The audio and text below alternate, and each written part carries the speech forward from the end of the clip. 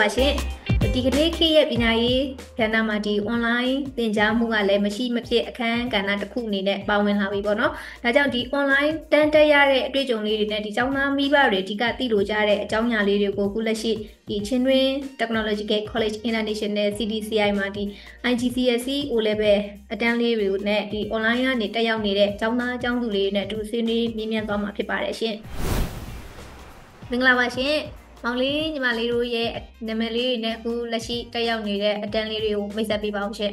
။ပြောပါညီမလေးကတော့ဒီ CDCI IGCSE O level Science 3 online မှာတက်ရောက်နေတဲ့ easy တကူပဲဖြစ်ပါတယ်ရှင်။မင်္ဂလာပါခင်ဗျာကျွန်တော်တို့ IGCSE O level CDCI မှာတက်ရောက်နေကောင်းဆက်သူပါ။ပထမဆုံးမေးခွန်းလေးအနေနဲ့ပေါ့နော်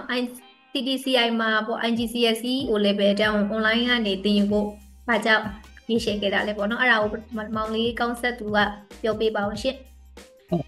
CDCI မှာ online test နဲ့ဒီကိုဖွင့်ပြခဲ့တာကတော့ IGCSE ကိုလည်းတော့ခက်တယ်လို့ကြားထားပါဘောနော်အဲ့တော့ test တိုင်းချင်းများပေးမှဖြစ်မလဲဆိုပြီး online test ယူပြခဲ့ရပါဒါပေမဲ့တကယ်တော့ IGCSE အဲ့တော့လည်းခက်တယ်တယ်မပါပါဘူးဒါပေမဲ့ဆိုအတွက် test တိုင်းချင်းများရတာလို့တကယ်ကျင်းနေမိပါရဲ့ online test အနေနဲ့နောက်ထပ်မေးခွန်းလေးကဒီ IGCSE O level ဖြစ်တဲ့အတွက်ပေါ့နော်ဘာသာရပ်တွေအများကြီးကနေပြီးတော့ကိုတက်ရှင်တဲ့ဘာသာရပ်ကိုဘယ်လိုမျိုးရွေးချယ်ခဲ့လဲပေါ့ပြီးလို့ရှိရင် IGCSE မတက်ခင်မှာရောဘာသာရပ်ရွေးချယ်ရတာရကိုနောက်ထပ်သွားမဲ့ပညာရေးလမ်းကြောင်းအတွက်အရေးကြီးတဲ့ကဏ္ဍတစ်ခုဆိုတော့ဒီမှာလေးဤစင်သူကပြောပြပါဦးရှင့်ဟုတ်ညီမလေးကဆရာဝန်ဖြစ်ချင်တာပေါ့နော်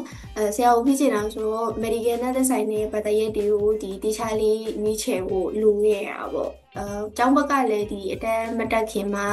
ဘာသာရေးရွေးချယ်နဲ့ပတ်သက်ပြီးတော့ဒီကျောင်းသားတယောက်ချင်းစီရဲ့ကိုဖြစ်ချင်တဲ့ကိုပုံမှာမူတည်ပြီးတော့ဘာသာရေးတွေယူသင့်လဲဆိုပြီးတော့ module consultation လေးဒီတခြားလေးလုပ်ပေးခဲ့ပါတယ်ပေါ့နော်ဘာသာရေးယူတင်နေဆိုတော့တခြားလေးဆွေးနွေးတိုင်ပင်ပေးခဲ့တာကြောင့်လည်းဘာသာရေး6ဘာသာကိုတခြားရွေးချယ်နိုင်ခဲ့ပါတယ်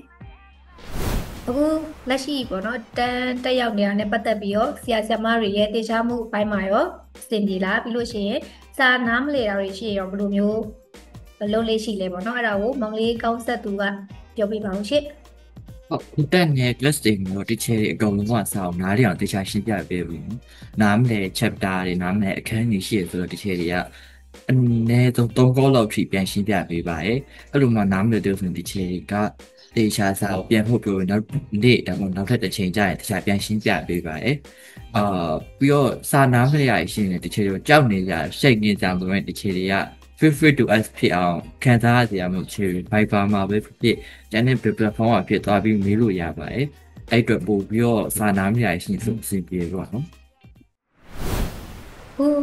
မေးခွန်းလေးရပါတော့ online ကနေပြီးတော့သင်ယူရတာဖြစ်တဲ့အတွက်ကျောင်းတန်းချီနေရောအဆင်ပြေရလားအဲ့ဒါကိုညီမလေးဤစစ်သူကဖြေပေးပါအောင်ရှင်ဟုတ်ကဲ့ပါတန်းညီနေကတော့တော်တော်လေးကိုအဆင်ပြေပါတယ်ညီမလေးက IG O level ကျောင်းသားရေးဆိုတော့လေစာလုံးချင်ရတော့လောလောက်ရှိမှရမှာပေါ့နော် CDCI ကဒီတနည်းစာတနေ့ကိုပြန်ပြီးတော့တခြားလေးလာဖို့အတွက်အချိန်လုံးလောက်ပေးထားပါတယ်လို့ပြီးတော့ဆရာဆရာမတွေလည်းပုံမှန်သင်ကြားပေးပြီးတော့တယောက်ချင်းစီ time management ကလည်းတကယ်အရင်ကောင်းပါတယ်လို့ပြောချင်ပါတယ်ဟုတ်ကျေးဇူးပါရှင်ခုနောက်ထပ်မေးခွန်းလေးတစ်ခုကကျတော့ online ကနေပြီးတော့တန်းတက်နေစမှာပေါ့နော်ကျောင်းဘက်ကနေပြီးတော့ကျောင်းသားတွေအစီအစဉ်အောင်ဘယ်လိုမျိုးစီစဉ်ပေးထားလဲဆိုတာကိုမောင်လေးကောင်းဆက်သူကဖြေပေးပါအောင်ရှင်ဟုတ် online class တက်တဲ့နေ့နောက်ပြောသူပေါ့နော် distraction ဖြစ်ဖို့ chance ကတော့နည်းနည်းပိုများတယ်ပေါ့အဲ့လိုမျိုး distraction chance မဖြစ်အောင်လို့ online class တွေမှာလည်း academic team ဘက်ကအမှကျောက်ကအမြဲစောင့်ကြည့်ပေးနေပါတယ်ဒီချေရလေးတို့အမြဲတမ်း keep in touch လုပ်ပြီးတော့မေးခွန်းတွေခိုင်ကြိုင်ဟုတ်ဖောက်မေးရပေါ့နော်စာတင်နေနဲ့ quiz လေးထားမေးလိုက်တာမျိုးအဲ့ဒီဖိုင်လုပ်ပြီးတော့မျိုးနဲ့ concentration lose ဖြစ်သွားရင်တော့ပြန်ပြီးတော့အာရုံပြန်စုဆိုင်ဖို့ class တွေမှာအာရုံစိုက်ဖို့ပို့ပြီးတော့အဆင်ပြေပါတယ်ဟုတ် CDCI မှာကျောင်းတက်ရင်တော့ bro မှာ online test ဖြစ် on campus ဖြစ် concentration lose ဖြစ်ဖို့တော်တော်ကြီးကိုရှားပါတယ်ဟုတ်ကဲ့ပါရှင်နောက်ထပ်မေးခွန်းလေးတစ်ခုကပေါ့နော် online တန်းတက်ဖို့စဉ်းစားနေတဲ့အခြားတငယ်ချင်းတွေရောဘယ်လိုမျိုးအားပေးစကားလေးပြောချင်လဲအဲ့ဒါကိုညီမလေးဤစင်သူကအရင်ဆုံးပြောပြပါဦးရှင်online တန်းကအချိန်ကုန်တက်တာရယ်ပြီးတော့အဲ့လိုတည်းရဲ့အတိုင်းငွေကုန်ကြီးချက်လည်းတက်တာရယ်ပေါ့နော် တော့ online class ဖြစ်တဲ့အတွက်ကြောင့်မို့လို့စာလုံးချိန်လည်းတကယ်အများကြီးရပါတယ်ပြီးတော့လူလည်းတော်တော်တက်တယ်ချို့ကြောင့်လည်းရဒီ online class ဆိုတော့စိတ်ပူတာလေးစိတ်ပူတက်တာလေးရရှိရပါတော့အဲ့လိုတကယ်ချင်းနေဒီ junior လေးတွေကိုပြောချင်တာကြတော့ CTCI မှာကဒီ online class ဆိုပေမဲ့လည်း canvas နဲ့မကွာခြားပါဘူးလို့ဆရာမတွေကဒီ canvas နဲ့အညီကိုတေချာလေးသင်ပေးတယ်ပြီးတော့လက်ဟာမှုကမရှိတလောက်ကိုရှားပါတယ်ကျောင်းသားတွေဘက်ကလည်းတေချာလေးဒီဆရာမတွေကိုရှင်းပြတာကို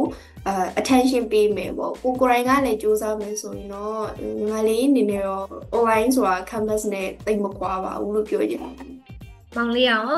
ဗာလေးပြောချင်တယ်လက်ရှိခုခုလေး online class ဆိုတာပေါ့နော်ကျောင်းထဲကိုဝေရဲ့နေရာတွေဖြစ်ဖြစ်ကြောနေရာပဲဖြစ်ဖြစ်လူတွေအတွက်ဒါကပတ်သွေးတစ်ခုပေါ့နော် 21st century ရဲ့ပတ်သွေးတစ်ခုပေါ်လာလို့ပဲမြင်ပါတယ်အဲ့အတွက်ကြောင့်ကိုက online class ယူရမယ်ဆိုရင်concentration lose မဖြစ်ဖို့ကလည်း CT ဆရာတာဝန်ယူထားပါတယ်အဲ့တော့ online class တက်ဖို့စုံစမ်းနေရဒါမှမဟုတ်စဉ်းစားထားရဆိုရင် online class ကတော့ခုနပြောသွားတဲ့အတိုင်းငွေကြေးကုန်ကျတက်တာပဲပေါ့နော်ငွေကြေးကုန်ကျတက်တာပြီးတော့လူလက်တော်တက်တာပဲပေါ့ပြီးတော့နောက်အကြိုက်ဆုံးကတော့ sense တိုင်းအချိန်ကြီးအများကြီးရတာပါပဲ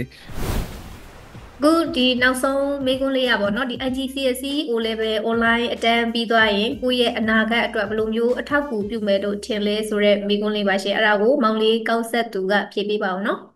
ဟုတ် IGCSE O level ပေါ့နော် International University အတွက် platform မျိုးပေါ့နော် International University တက်ဖို့အခွင့်အရေးရရမယ်ဘယ် University တော်တော်များများလည်း apply လုပ်လို့ရမယ်အဲ့အတွက်ကျွန်တော်ကတော့ IGCSE O level တက်တာတော့အနာဂတ်အတွက်တော်တော်ကြီးအကျိုးရှိမယ်လို့ညွှန်နေပါတယ်ဒီမှာလေးဤစင်သူကရောပြောပြပါအောင်ရှင်ဟုတ်ကဲ့ပါညီမလေးအနေနဲ့ကတော့ဒီ International University ကိုရှောက်ချင်တဲ့အတွက်ကြောင့်မို့လို့ဒီ IGCSE O level ကတက်ကိုတက်တဲ့အရာလို့မြင်ပါတယ်ဘာလို့လဲဆိုတော့အခုခင်ပါကဒီ University တော်တော်များများက IGCSE ကိုလက်ခံကြရတယ်ပေါ့နော်လက်ခံကြလို့အကောင်းဆုံးရွေးချယ်မှုလို့ထင်ပါတယ်ဟုတ်ကဲ့ပါရှင်အခုလိုမိကွန်းလေးတွေအားလုံးဖြည့်ပေးတဲ့မောင်လေးနဲ့ညီမလေးကိုလည်းကျေးဇူးတင်ပါတယ်ရှင် IGCSE အကြောင်းကို online ကနေတက်ရောက်ရလို့အဆင်ပြေပါမလားဆိုပြီးစိတ်ပူနေတဲ့မိဘတွေအတွက်ဒီ CTCI မှာသင်ကြားနေတဲ့ပုံစံလေးတွေကိုသိရပြီးတော့ထောက်ကူပြုမယ်လို့ညွှန်လင်းပါတယ်ရှင်ဒီ pre IGCSE နဲ့ IGCSE O level အတန်းတွေနဲ့ပတ်သက်ပြီးတော့အသေးစိတ်သိချင်တယ်ဆိုရင်ဒီ CTCI ရဲ့ hotline number ဖြစ်တဲ့3996545999ကိုဆက်သွယ်စုံစမ်းမေးမြန်းနိုင်ပါတယ်ရှင်